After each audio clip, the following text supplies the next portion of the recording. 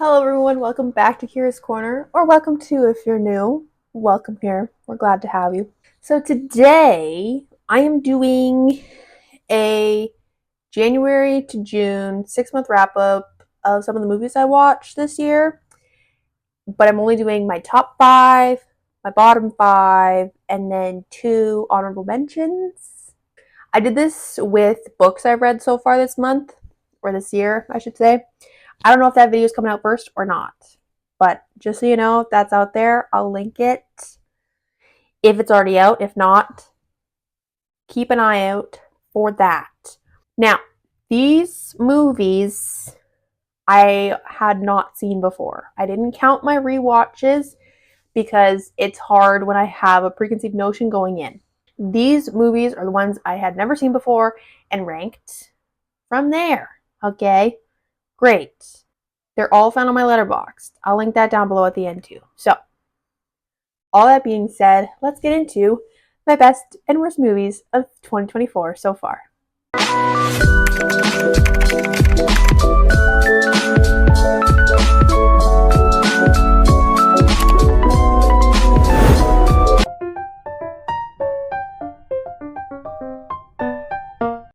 We're going to start with my honorable mentions.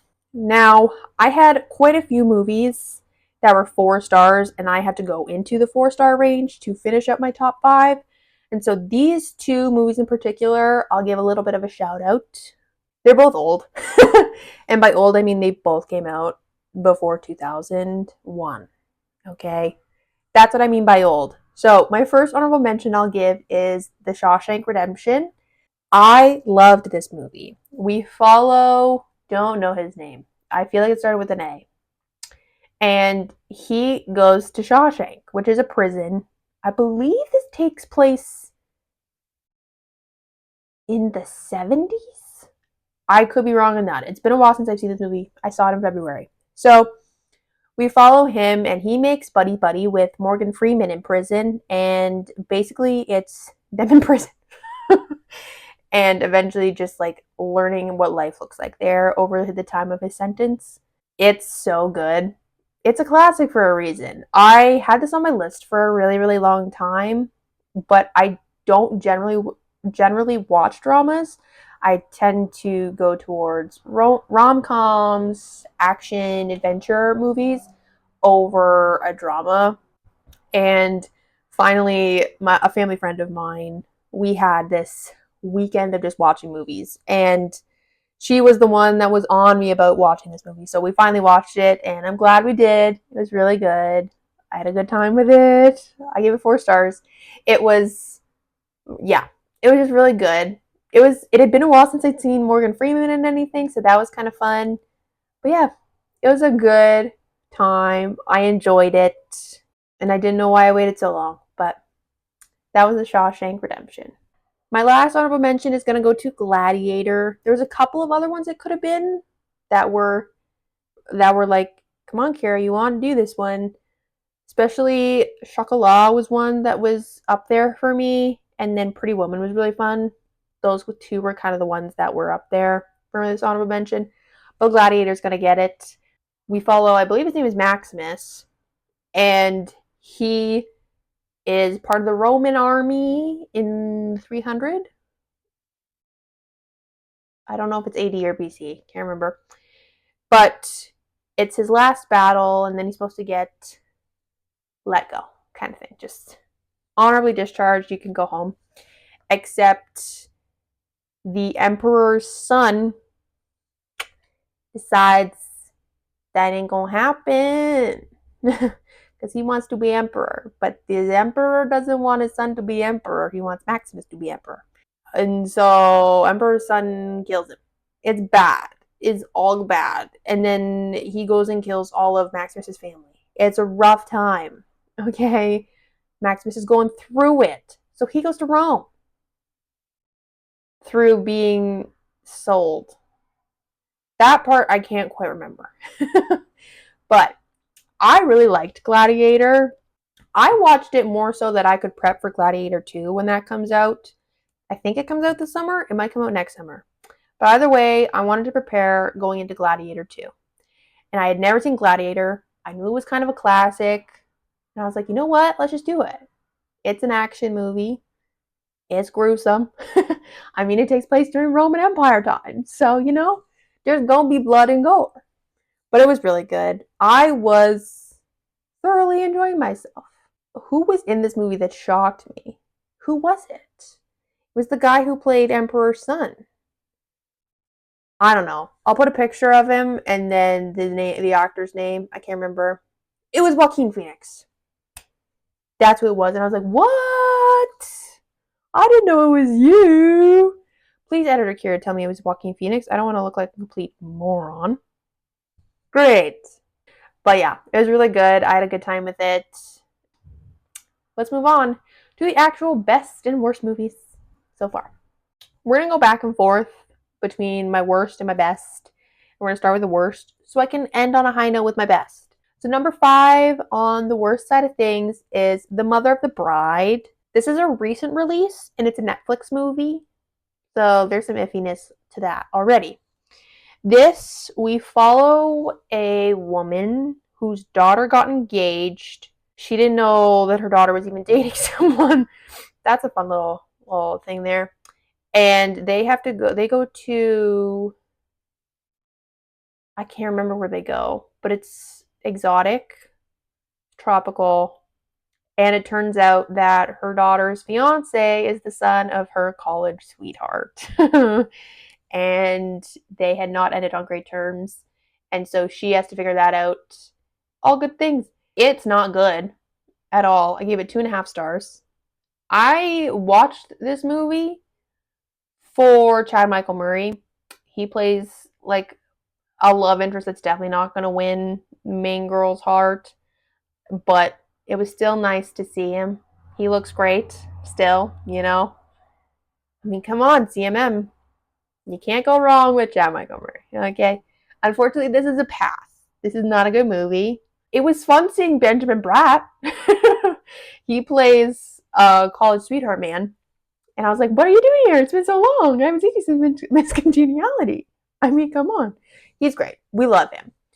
And Sheila Sass from Suits was here. I'm like, Sheila, what are you doing? This isn't you. What are you doing here? Yeah.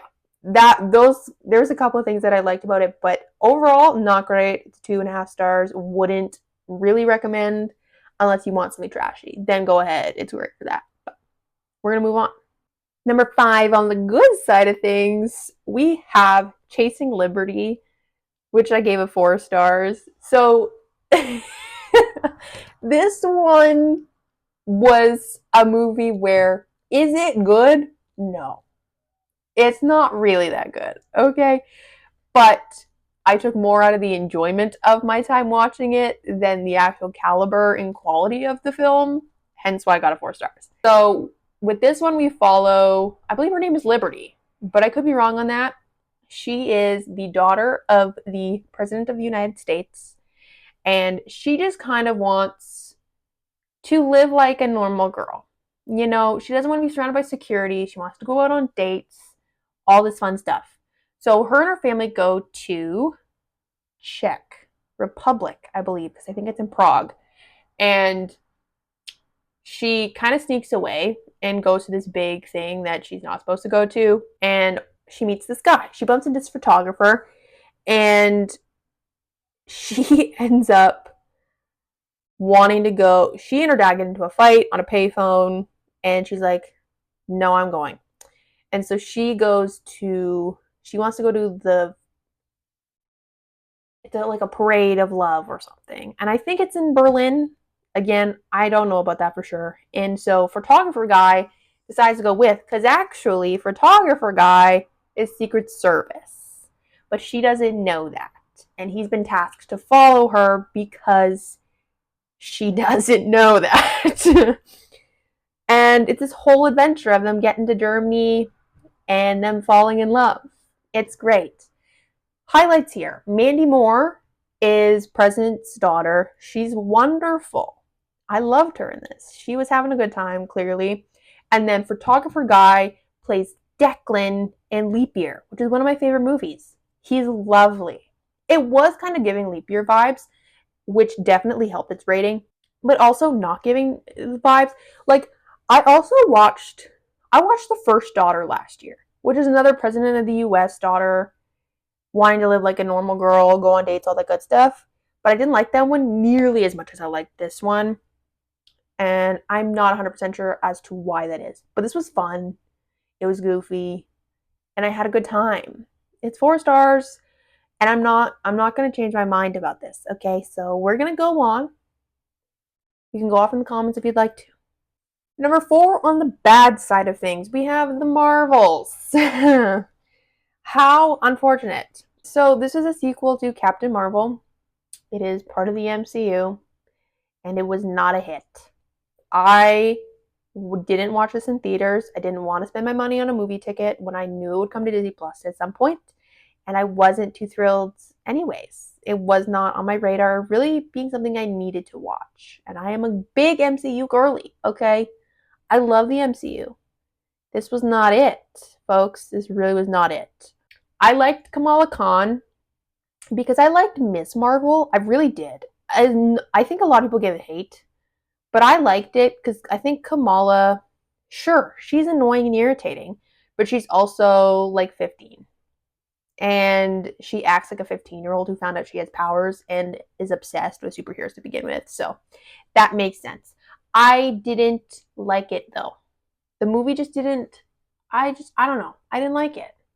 I'd like to see more Goose, the Flurkin cat thing. That was fun. And to find out that Goose had babies. Aww. Those were so cute. In space. That was dumb. Honestly, the only kind of exciting moment I had out of this whole thing was the post-credit scene with Monica Rambeau. And that was about it. Other than that, I couldn't care about this movie. I gave it 2.5 stars. Visually, I think it looked better than Quantumania, and I hated Quantumania's CGI. It was bad. Sure, the pretty colors and cinematography wasn't bad, but the actual effects didn't look great. I feel like the effects looked better in this, but it's been a while since I watched it, and I'm not going back to watch it anytime soon, so that's the Marvels. And we're going to move on. Number 4 on the good side, we have Seven. I love Seven, okay? This has Brad Pitt. It's got Morgan Freeman again. Yay, we love Morgan Freeman.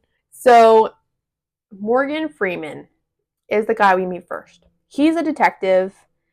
He's about to retire, and he gets this case. And we meet Brad Pitt, who's a new detective coming on to the force. He got transferred or something, and this case starts being really weird because all these murders start happening around the city, and they do end up being connected. Not in a logical way. No. And so this is just them trying to figure out who the killer is, all that sort of stuff. This movie was so good. It's a thriller, and I don't watch a ton of thrillers, but this was another one that my family friend recommended big time, and so this was part of that, the weekend-long marathon. This is not for the faint of heart. There is some gore. It's not pretty, okay? First crime scene alone made me want to gag, and it might have made me gag. It was gross and disgusting. But once you finally start to click as to how each murder is connected, you're like, oh, this guy's messed up. Oh no. And then the ending is wild. I was not expecting that at all. But it was so good. It was just so good. And the whole vibe of the movie felt dark. And it felt gritty, which was perfect because that was the vibe that the movie was meant to give. This is super dark and gritty, and it was so good, and I loved it.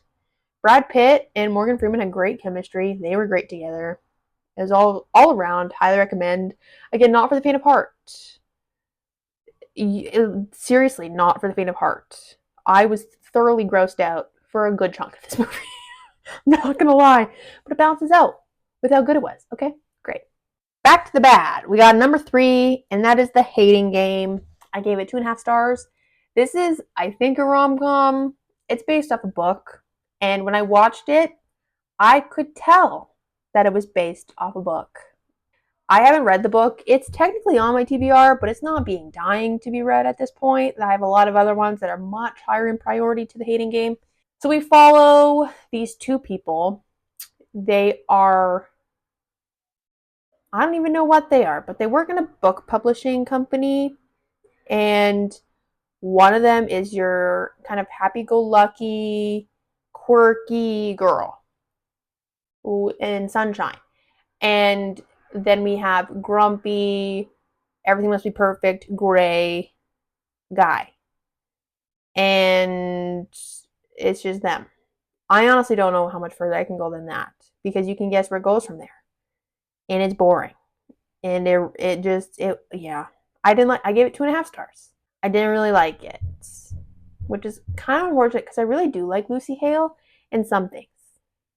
But this wasn't good. I didn't like it at all. It's fine. It's fine. It's fine. It just wasn't good. There are way better ones to watch than that, and that's how it is. Great. Let's move on. Number 3 on the good side, we have The Fall Guy. This was a good surprise. I gave it 4 stars. We follow this stunt guy and this director.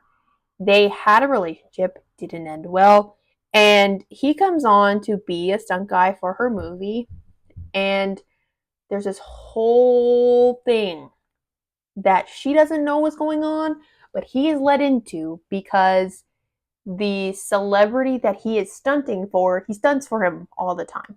And stunt guy is supposed to know this guy the best because he's been missing for a couple of days. It's a mess.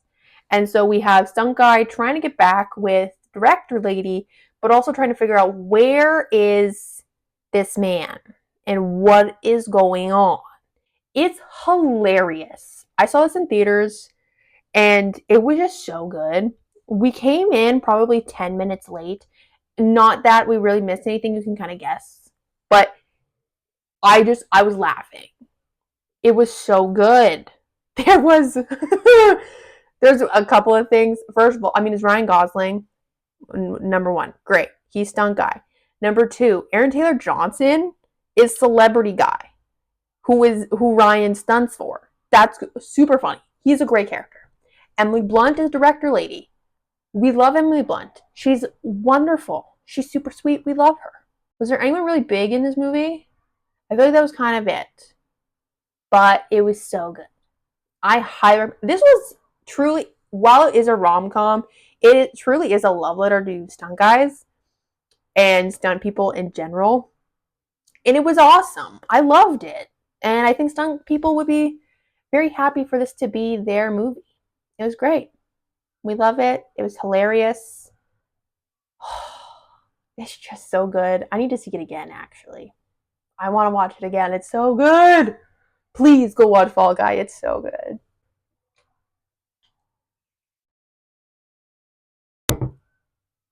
Sorry, I had to tear up. Number 2 on the bad side, we have An American in Paris. I gave us 2.5 stars. This is, I think, the oldest movie on this list. It 100% is. And I watched this because I loved Singing in the Rain, and this is Gene Kelly in it as well. And I had questions about the age gap in Singing in the Rain, but I kind of looked over it because it was still a good movie. This one also had age gap between Gene and his leading lady, and that one I couldn't really ignore because it was just way more obvious to me. And I didn't like it, clearly. I gave it 2.5 stars. So we follow this American, and he's living in Paris. Believe it or not, he is a painter, but he's a struggling painter. His stuff's not really getting sold. And he meets this young girl, and I think she's a dancer, but I'm not 100% on that. I don't know. But he loves her. They fall in love. She's engaged to someone else. I don't know. That's kind of all I remember. There were moments where it was funny, but with these old musicals, like if you watch musicals from especially the 50s and some in the 60s, they will have long dance numbers. And there was a dream scene that was super duper long, and I didn't care about it at all. I was bored through that thing.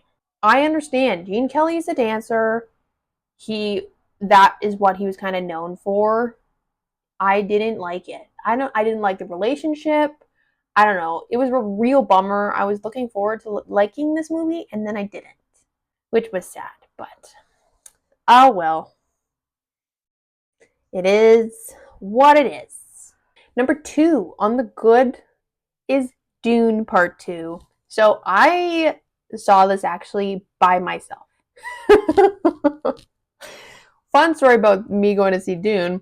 I didn't really have friends that around or had time to go see this with me. My go-to movie buddy had already seen it.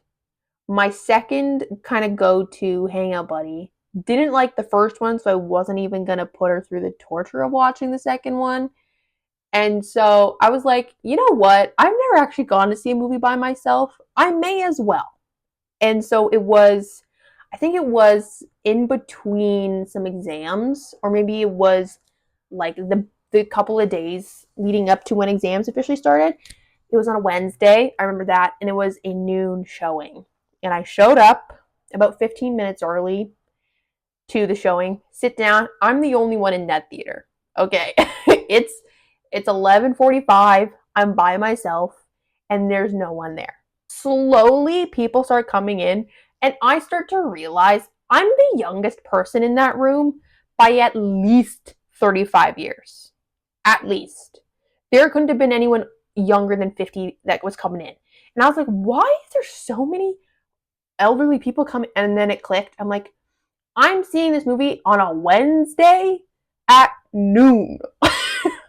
Of course, nobody my age is going, or relatively close to my age. They all are either working because it's Wednesday at noon, or they're in school because it's Wednesday at noon. So that was fun. That was a fun little experience for me.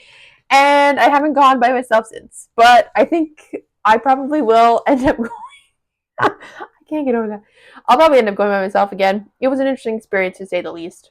I thoroughly enjoyed Dune Part 2. I won't tell you anything about it because you should go see the first one so that I don't spoil it. I loved it. I gave it 4.5 stars. I think I gave Dune Part 1 the same. And I probably would put them at about the same. I can't really remember which I liked more. It was just, I really liked this. It was another one. I remember when I watched the first Dune in theaters and being intimidated that this thing was 3 hours and the time flying by for me. And the same thing happened with Dune Part 2.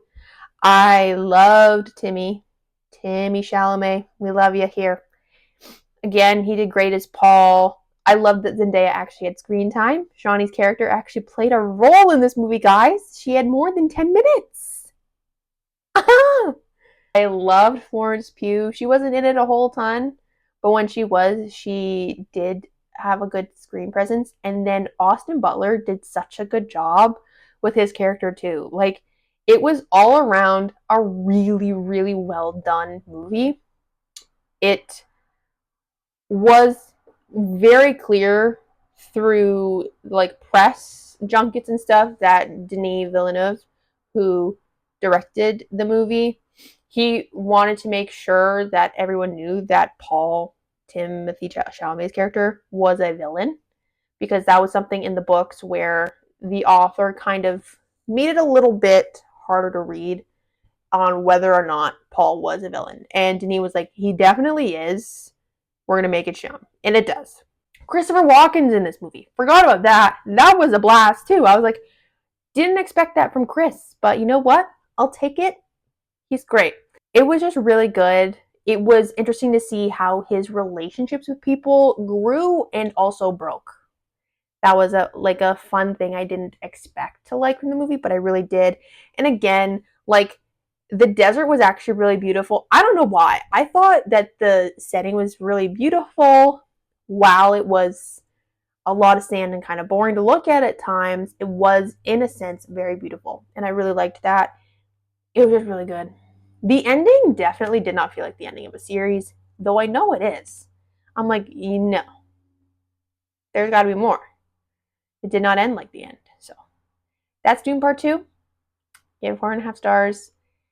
On to the last of the worst and the best. Let's go. The worst movie I've watched in 2024 so far is Tom Clancy's Without Remorse. So, let me tell you, I just wanted to watch an action movie. That's all I wanted. And I saw Michael B. Jordan. I was like, you know what? He's a pretty face. Why not? I've heard great things about Jack Ryan, the TV show on Prime with John Krasinski. And that just also happens to be Tom Clancy. So maybe this will be great too. I was severely mistaken. I gave this 2 stars. It was so boring. Nothing happened. But also, so much happened that I didn't understand.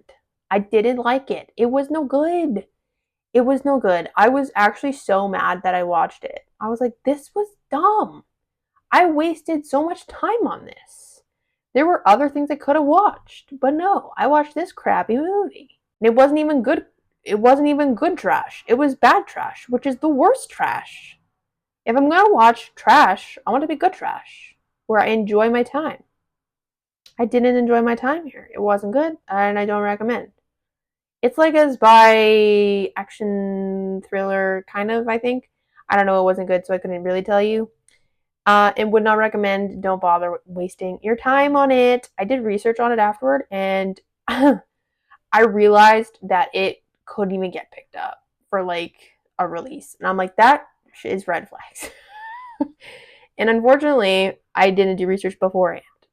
Had I done research beforehand, I might not have watched it. But that's not my problem anymore. Unfortunately, I deal and I live in a world where I've seen this movie, and I do not ever think about it because I don't remember anything about it other than I hated my time. And the best movie I've watched in 2024 so far is Prince of Egypt, the musical. This is a 4.5 star rating from me. So I grew up on the animated movie. It is beautiful. The music in that alone is great. And I knew that it got a stage adaptation on the West End. And I found out late last year, early of this year, that it was getting a pro shot from the West End cast. And I was like, oh my gosh, am I going to be able to watch it? Well, one day I was just strolling through Prime because I was like, I want something to watch, but I don't really want to go to my list. So I'm just going to scroll. And it showed up. And I was like, this is it. It's about time. So I watched it and I loved it.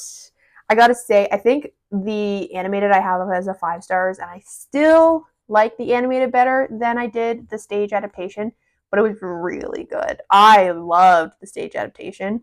What I loved about the stage adaptation is that they spent more time developing Ramses as a character and his relationship with Moses.